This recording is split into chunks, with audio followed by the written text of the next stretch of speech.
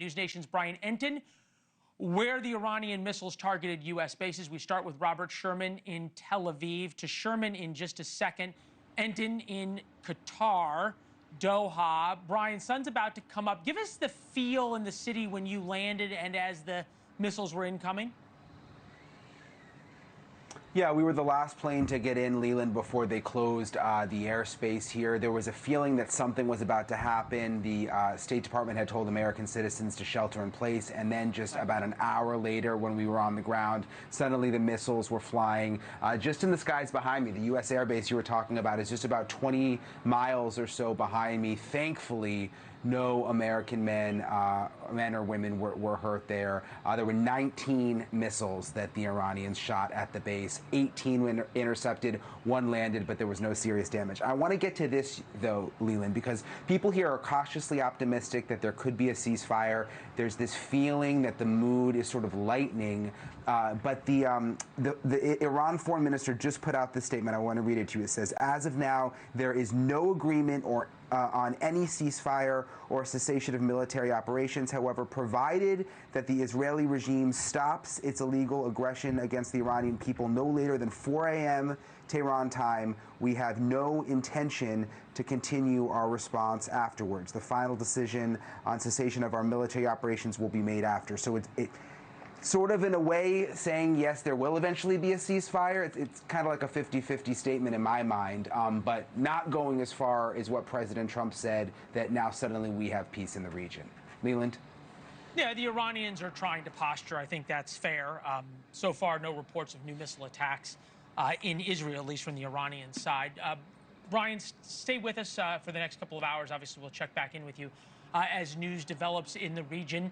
Robert Sherman now in Tel Aviv as the sun is about to come up there. Robert, I can imagine, having been there, there is a sense, at least, of optimism that there might be a ceasefire here coming up.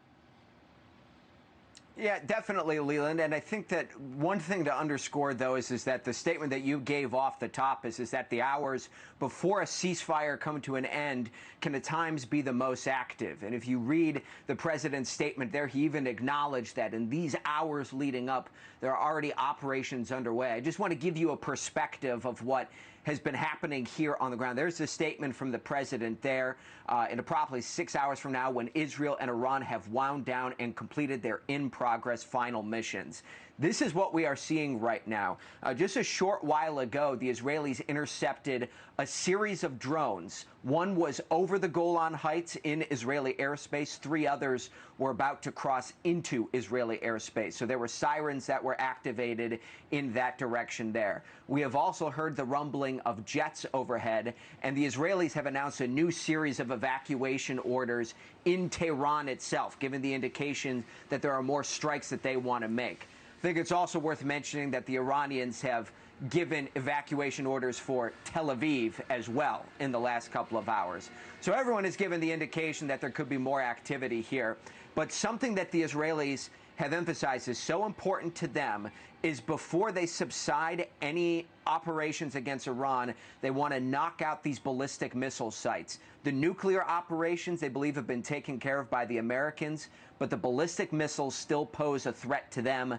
That is why you are seeing these evacuation orders coming down in Tehran. That is why you have seen the Israeli Air Force working feverishly today in order to disable those ballistic missile capabilities. Leland? Yeah, it certainly seemed as though the Israelis wanted a few more days. The reporting I have is that Benjamin Netanyahu was certainly pressured significantly by President Trump for this, wanted this done before he left for NATO. Robert, back to you. If the sirens go off, as you can see down a countdown there, by our clock, based on when the president put the statement out, the ceasefire would take effect at midnight Eastern time. Thank you for watching. Subscribe below and download our NewsNation app right now on your phone, and you will get fact-based, unbiased news for all Americans.